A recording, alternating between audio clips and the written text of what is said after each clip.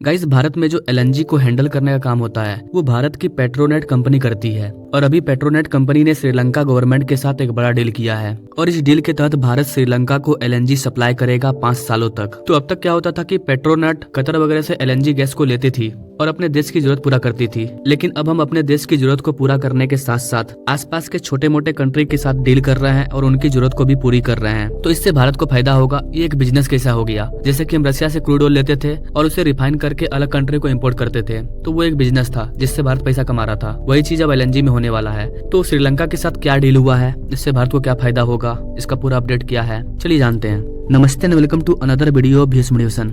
Guys, एक natural gas होता है, एक होता है लिक्विफाइड नेचुरल गैस। दोनों में डिफरेंस क्या है? मान लीजिए कतर से गैस भारत ला रहे हैं, नेचुरल गैस को कतर से भारत ला रहे हैं, तो कतर से भारत तक का सफर करने में गैस लीक भी हो सकता है। इसलिए उस नेचुरल गैस को काफी ज्यादा ठंडा करके लिक्विड के फॉर्म में कन्वर्ट किया जाता है, जिसको हम लोग लिक्विफाइड नेचुरल गैस बोलते हैं। तो मान लीजिए एलएनजी गैस कतर से भारत आया, भारत के गुजरात पोर्ट में एलएनजी रुका, लिक्विफाइड नेचुरल गैस। अब इसे हमें भारत के अलग अलग राज्यों में भेजना है, मान लीजिए झारखंड और बिहार में भेजना है। तो अब गुजरात के पोर्ट से बिहार झारखंड में हमें एलएनजी गैस को भेजना है, तो इसके दो रीजन है, या तो डायरेक्ट इसे ट्रक में भर के भेज दो या फिर इसे पाइप के द्वारा भेजा जाए। अगर ट्रक से भेजते हैं तो काफी ज्यादा ट्रांजेक्शन कॉस्ट आएगा। अगर हम यहाँ पर पाइप का यूज करते हैं, पाइपलाइन के द्वारा गैस भेजते हैं, तो बहुत ही कम कॉस्ट आएगा, जिससे एलएनजी का जो कॉस्ट है वो काफी कम होगा। तो सीएनजी क्या है और एलएनजी क्या है, ये क्लियर है। अपने भारत का जो भी समुद्री एरिया है वहाँ पर गैस को स्टोर करने का स्टोरेज बना हुआ है। तो ऑल ओवर भारत में बहुत सारे रिजर्व हैं जहाँ पर की गैस को रिजर्व करके रखा जाता है। उसके बाद अलग अलग स्टेट में भेजा जाता है।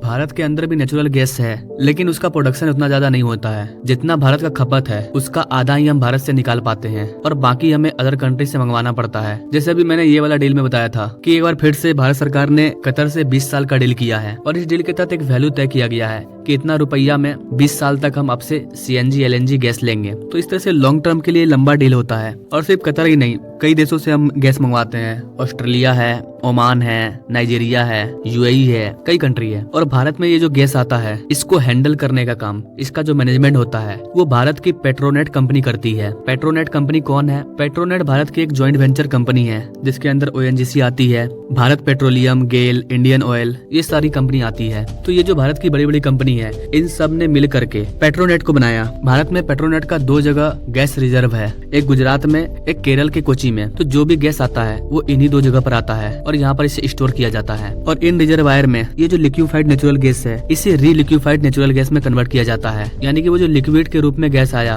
उसे फिर से नेचुरल गैस में बदला जाता है। उसके बाद भारत के अलग अलग राज्यों में इसे सप्लाई किया जाता है। और अब तो गुजरात से होकर के एक पाइपलाइन भी बिछाया गया है जिससे एमपी वगैरह, राजस्थान वगैरह, दिल्ली वगैरह में गैस को सप्लाई कर दिया जाता है। लेकिन ये जो केरल के पास कोची है, यहाँ पर अभी पाइपलाइन का कनेक्शन अच्छा नहीं है, जिसकी वजह से यहाँ जो नेचुरल गैस आता है वो ज्यादा डिस्ट्रीब्यूट नहीं हो पाता है, जिसकी वजह से जो भी गैस हम इम्पोर्ट कर रहे हैं उसका बहुत बड़ा अमाउंट केरल के कोची में बचा हुआ रहता है। तो जितना भारत में यूज होना है उतना हम यूज कर रहे हैं, बाकी जो बचा हुआ है उससे अब हम बिजनेस करेंगे, जो कि हमारे पास रिजर्वायर है, और फिर श्रीलंका को बेचेंगे। तो इससे हमें फायदा होगा। श्रीलंका में भी नेचुरल गैस का कई यूज है। आजकल सीएनजी से कार वगैरह चल रही है, केमिकल है, नेचुरल गैस का कई यूज है। इंडस्ट्री वगैरह में यूज होता है, इलेक्ट्रिसिटी को डेवलप करने में भी गैस का यूज किया जा रहा है, खाना बनाने में गैस का यूज किया जाता है। तो श्रीलंका को जरूरत है, अपनी जरूरत के हिसाब से भारत से नेचुरल गैस लेगा, तो अब भारत श्रीलंका को नेचुरल गैस देगा। तो ये जो डील हुआ है, अब इस डील को समझ लेते हैं। इस डील के तहत बताया जा रहा है कि हम लोग per day 850 ton natural gas Sri Lanka को देंगे। और इस डील के लिए पेट्रोनेट कोलंबो में एक प्लांट सेटअप करेगी। और ये जो लिक्विफाइड नेचुरल गैस है इसको कोलंबो में पेट्रोनेट के द्वारा बनाए गए प्लांट में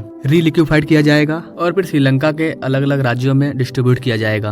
तो यही डील हुआ है भारत और श्रीलंका के बीच में। आई होप गाइस आप इजीली इन सारी चीजों को समझ पाए होंगे कि कैसे नेचुरल गैस को कन्वर्ट किया जाता है और कैसे इसका भारत में यूज होता है, और अब हम इसको श्रीलंका में भी बेचने जा रहे हैं। अगर आपको सारी चीजें समझ आई, पसंद आई तो like, comment, share. Now thank you for watching. मिलते हैं अगले वीडियो में एक नई जानकारी के साथ, तब तक के लिए जय हिंद।